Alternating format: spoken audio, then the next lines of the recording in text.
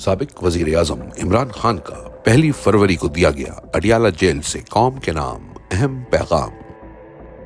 8 فروری کو آپ کا مینڈیٹ چرایا گیا، لہٰذا اس روز کو بطور یوم سیاہ منانے کے لیے آپ سب کو نکلنا ہوگا۔ کسانوں، مزدوروں، وکلا اور ملک کے ہر مکتبہ فکر سے منسلک افراد کو 8 فروری کو نکل کر اپنے حق پر ڈالے گئے ننگے ڈاکے کے خلاف احتجاج کرنا ہوگا، کیونکہ غلام قوم کا کوئی مستقبل نہیں ہوتا اور غلامی سے نجات کے لیے جد و جہد ضروری ہوتی ہے۔ 8 فروری کو اس قوم کا مینڈیٹ چرا کر ملک کو اندھیروں میں دھکیلا گیا۔ پاکستانی قوم نے تمام تر مشکلات کے باوجود جوک در جوک نکل کر تحریک انصاف کے حق میں ووٹ ڈالا، مگر آپ کے ووٹ کو پیروں تلے روند کر جمہوریت پر شب خون مارا گیا۔ ملک میں جمہوریت کے ہاتھ پاؤں باندھ کر انسانی حقوق کی دھجیاں بکھیر دی گئیں۔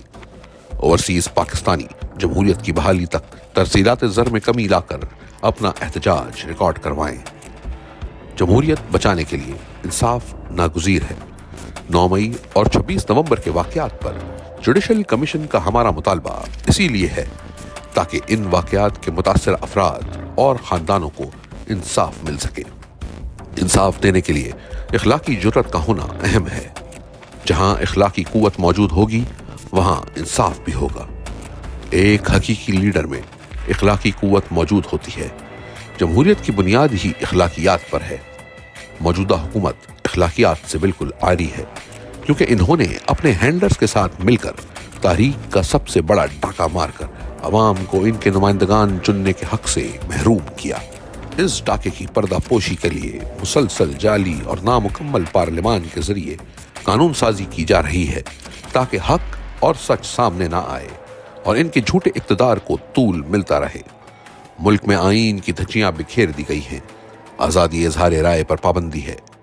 پیکا جیسے قوانین منظور کیے گئے ہیں تاکہ کوئی ان کی فسطائیت کے خلاف آواز نہ اٹھا سکے۔